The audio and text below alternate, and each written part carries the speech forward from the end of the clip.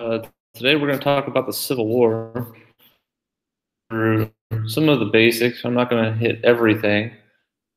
Go through possible, just to kind of give you a sense as to really what was going on during the Civil War and what ultimately that meant. And as you're trying to address your question, one, hopefully you'll be able to pull some things out of this that maybe will help support your answer there. So we're going to pick up kind of right where you left off at the end of which we finished with our domino project. We showed that the South seceded from the Union straw in the beginning of the Civil War. South Carolina Union in 1860. At that point, though, southern states will continue to fall as well. And at that point, it became a decision as to whether or not the North fight to force them back into the Union.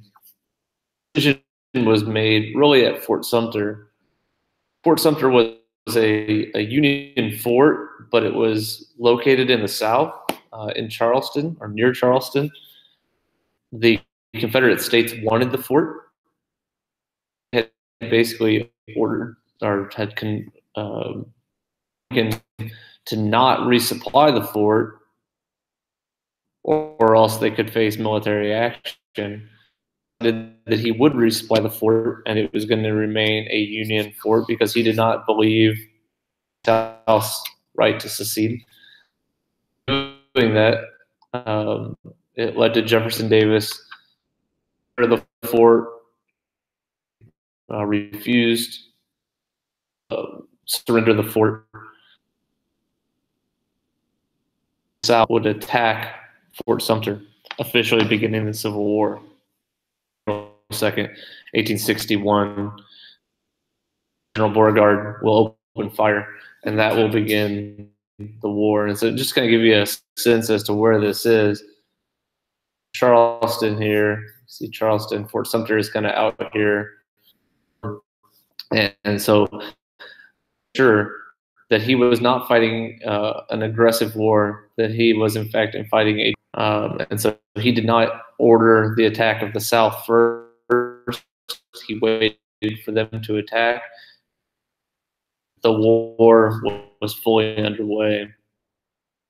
The war started. You guys have already evaluated in your first set of documents and charts and graphs and all of those things some of the advantages and disadvantages that the North and South had, but I wanted to first and foremost for the South, they didn't have near as many advantages as you probably recognize from those charts.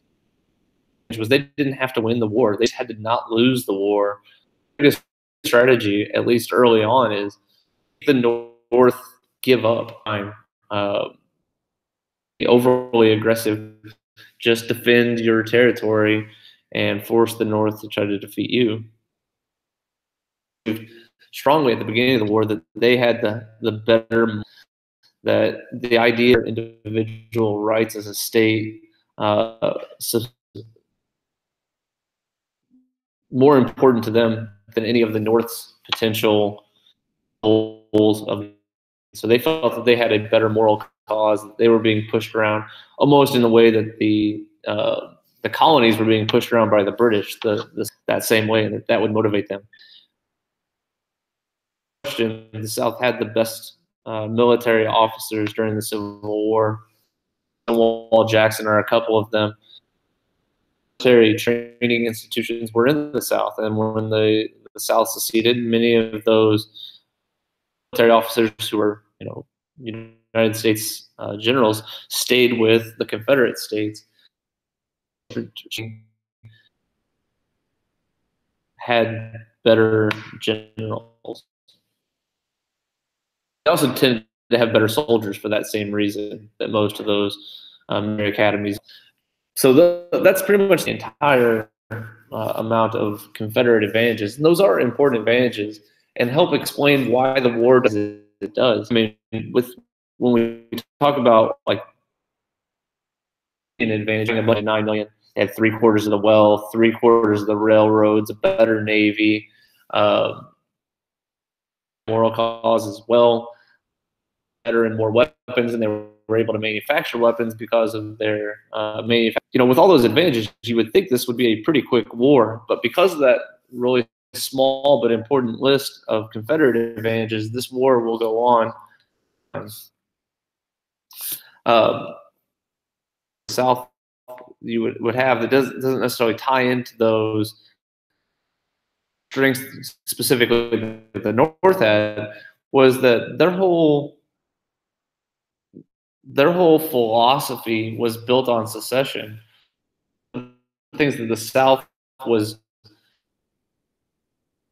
the idea of a strong about the idea of it, but in order to wage a war, you were going to and basically be led strong central government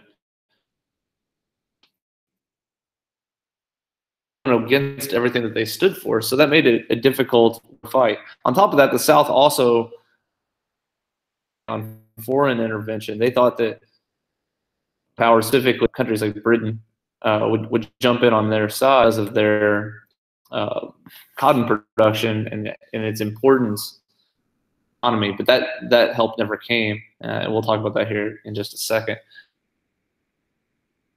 The big weakness for the North that doesn't tie directly to a strength from either side, fighting in the South. So they had to go in war. Like the British, if you want to compare this to the American Revolution in some ways, the North had to fight on southern ground, put them at a disadvantage for just not knowing the terrain as well. Now, granted, it's their own country. I'm sure they knew it better than the colonies back during the American Revolution, but it's still Southern soldiers.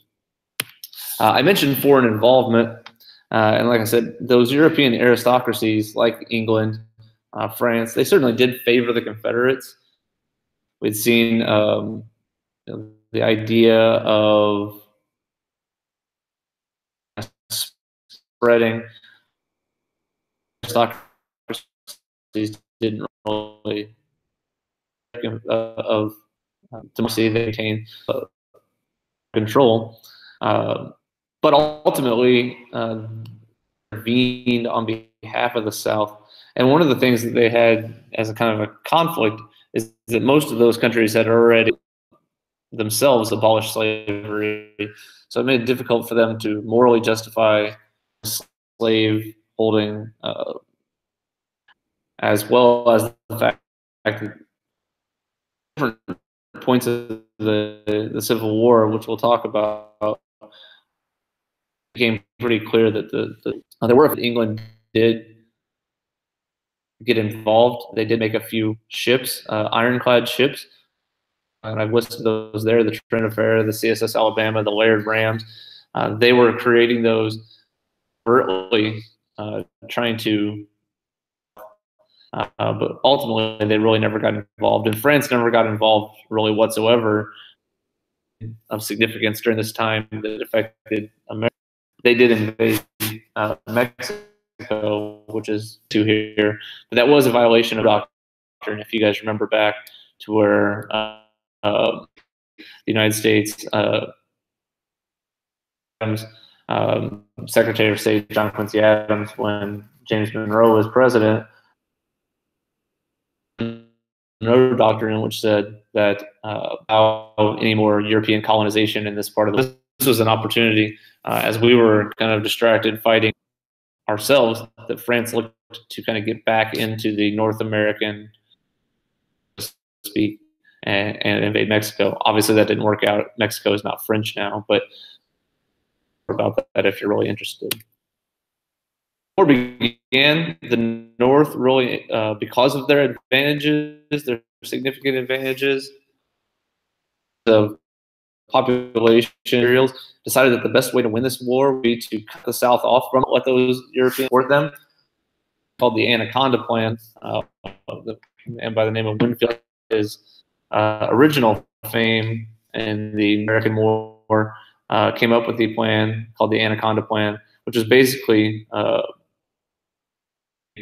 blockade around the South's ports. You can kind of see over here, although the snake's not going to the river and squeeze the South into submission. The North's original plan, the water away from the South and make them fight. In the Civil War would turn draft in order to these armies fight against each other. The groups that will fight will be volunteers, 90%. But in 1863, they will institute the first draft. This draft was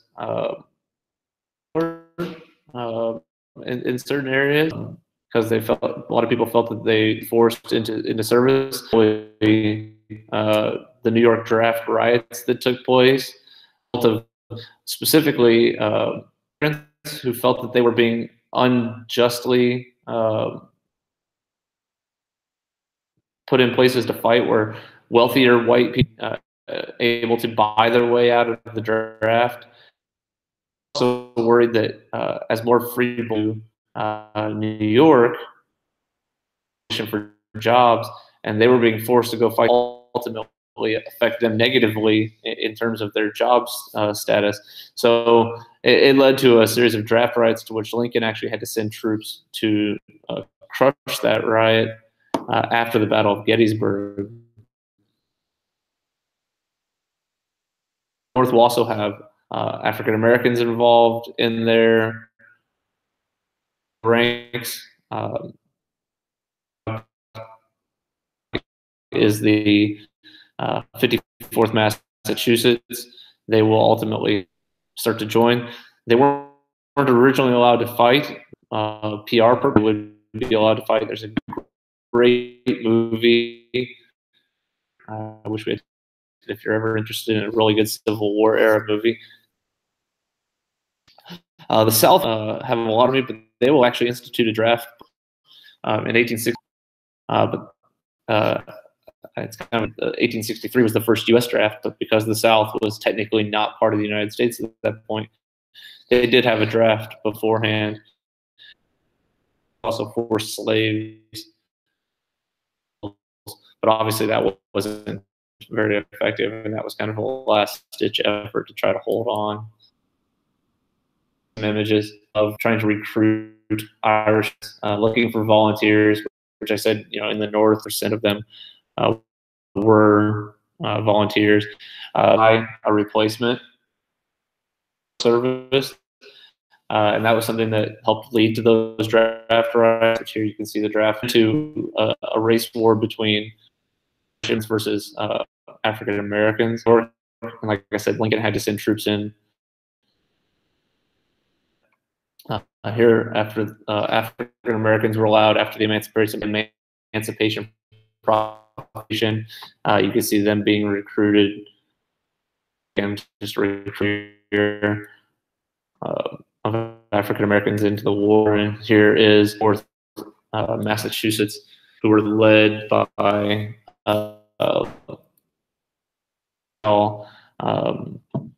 and they fought in throughout the Civil War. Again, I mean, it's not that you need to know every detail about the 54th Massachusetts, but understanding that African Americans did fight for their own causes did happen during the Civil War.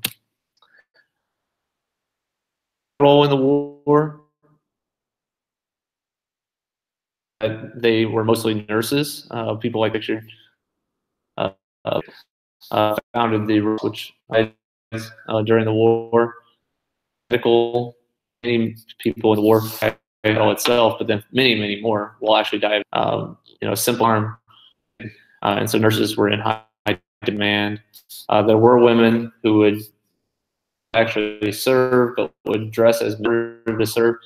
And then women also played the role of spies, and this was on both sides. They would be in the war. About some battles. I'm not going to go into every battle ones to the Battle of Antietam. The Battle of Antietam was important because it's the single bloodiest day of the entire war. 23,000 dead during the war.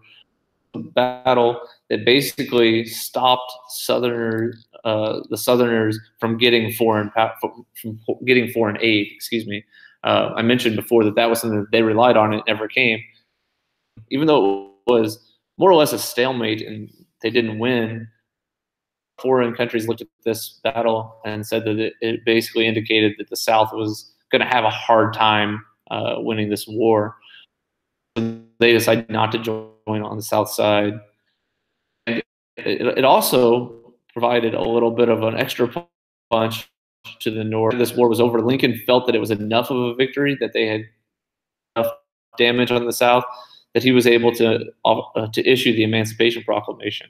And I had you read the Emancipation Proclamation as part of your documents that you're reading. But one of the most important parts of this Emancipation Proclamation is that it's important to note that the Emancipation itself freed absolutely zero slaves. According to the proclamation itself, in areas that were rebellious, which is technically areas that the North would have had no influence over whatsoever. Did that moral cause that the North had from being just about preserving the Union, and for a lot of those more radical Republicans that we've talked about in the past, it's going to be a big deal, and it's going to help the South, or excuse me, the North, as they move forward, and they're going to be able to. They're going to give a nice push and start to see a couple other major battles here. Important because even though it's one of their advantages, we said that they had good leaders. Well, one of their major leaders had died. Certainly incredibly important. It was the bloodiest overall battle. It was 3 days, but 53,000 died there. The South was more or less doomed. It really, I had mentioned earlier that they had been expected to fight a defensive war. Middle of the war, pushed by the South to actually go ahead and invade and Washington D.C. Just happened. It wasn't necessarily a planned battle. But they were advancing into the North, so they had kind of changed their goal from just fighting a defensive battle to they had seen some success, and they thought, well, we can just push into the North and we can end this now. Turned out they ended up falling at Gettysburg. They would never again invade the North. Constant retreat from that. Another 3 was the Battle of Vicksburg. Union complete control of the Mississippi, which again, as part of the Anaconda Plan, as it were. All that said, in 1863, it was becoming popular in the North. A lot of people had died in 18 battle. The Union, while they lost the battle, and they lost a ton of soldiers. Ulysses Grant, who had been put in control of the Union forces,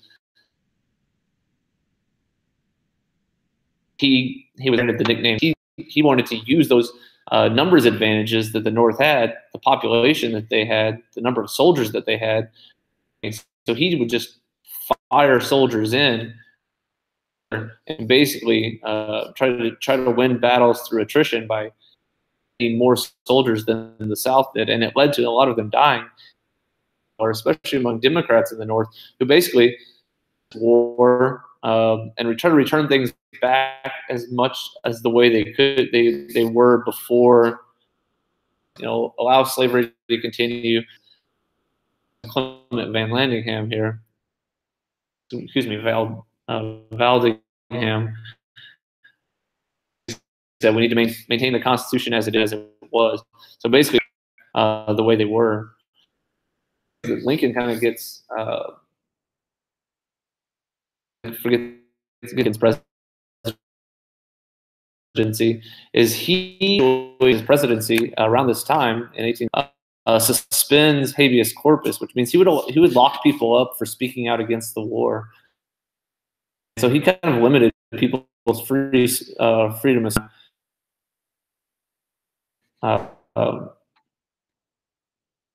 Vallandigham was one of the guys who he had locked up. Though it was split with the Democrats, it was also getting split with the. They felt that it wasn't moving fast enough, and they had already heard that Lincoln was looking to find ways to, the Union after this was over, and they wanted it to be the South to be harshly punished when the war was over. So, and in 1864, it was not a sure thing Lincoln would win the president against his former general, George McClellan, a guy who he had fired during the war at 2 different occasions. I think he was being aggressive enough. But right before the war took place, there was a major battle in Atlanta. The Union won that battle in Atlanta. It had allowed General Sherman to begin his march to the sea. And this is an infamous time in the war where just the cotton fields, basically a scorched earth approach. I say it but it looked as though at that point that the war was going very the north. It looked like it could come to an end relatively quickly. Atlanta really helped into a victory in 1864. But you can see that election results blowout. There was certainly some doubt about whether or not Lincoln's presidency would continue in 1864 prior to the Battle of Atlanta. Last slide here. The final event of the war was there were 2 significant battles in Virginia, which is where the capital of the Confederacy was, in Richmond. Richmond felt it was just a matter of time, and on April 9th, the South will ultimately surrender at Appomattox Courthouse. This ended the Civil War. First graphic that I put on your HyperDoc.